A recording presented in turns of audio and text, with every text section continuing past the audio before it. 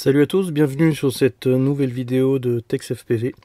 Aujourd'hui nous allons voir le filtre dynamique dans Betaflight. Alors ce qu'on va faire, c'est on va rapidement flasher avec la dernière version de Betaflight, à ce jour la 3.2, donc c'est la RC4. Alors pourquoi? Parce que le filtre dynamique il est uniquement accessible sur la 3.2. On va pas oublier de passer à on la visualisation des versions non stables, vu que là c'est une RC, donc c'est une release candidate. Ensuite, on va essayer de télécharger le firmware online. Donc une fois que tout est disponible, on va avoir le changelog, c'est-à-dire les derniers éléments qui ont été mis à jour sur la version. Et on va pouvoir ensuite flasher le firmware.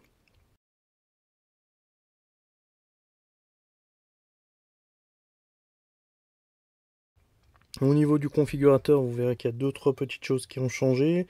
On reviendra dessus peut-être lors d'une prochaine vidéo. Et notamment, on a une feature qui s'appelle Dynamic Filter. Donc c'est ce filtre qu'on va pouvoir passer en dynamique. Alors pourquoi en dynamique? Avant, on était obligé donc avec Blackbox d'aller vérifier tous les éléments, voir le bruit du moteur, de centrer les différents gyro notch et ainsi de suite. Donc c'est les différents filtres qui en fait vont laisser passer ou pas le bruit issu du quad en général. Et là, le filtre dynamique en fait, il va tout faire en automatique, donc ça veut dire qu'il va même prendre en compte les évolutions dans le temps, lors par exemple de crash, d'hélices qui sont plus tout à fait parfaites, et ainsi de suite. Donc il suffit d'activer le Dynamic Filter, de sauvegarder, la carte va rebooter, et ensuite on va se rendre sur la partie PID Tuning. Là aussi quelques changements, on notera principalement la partie rate profile qui a été remontée. Donc aujourd'hui on va pouvoir travailler avec trois types de rates différents pour être précis. Et on va pouvoir les changer aussi pendant les sessions au travers de l'OSD par exemple.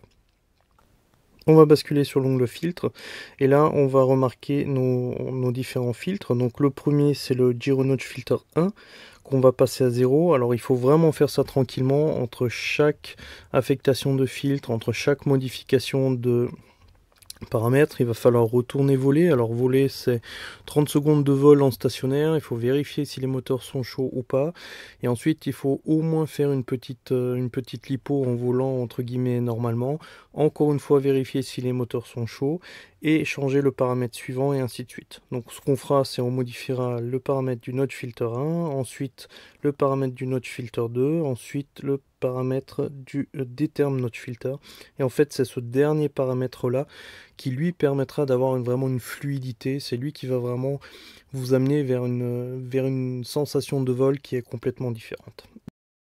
Voilà, cette vidéo est maintenant finie, donc comme d'habitude, n'oubliez pas de cliquer sur le pouce vers le haut si vous avez aimé et de souscrire. À très bientôt.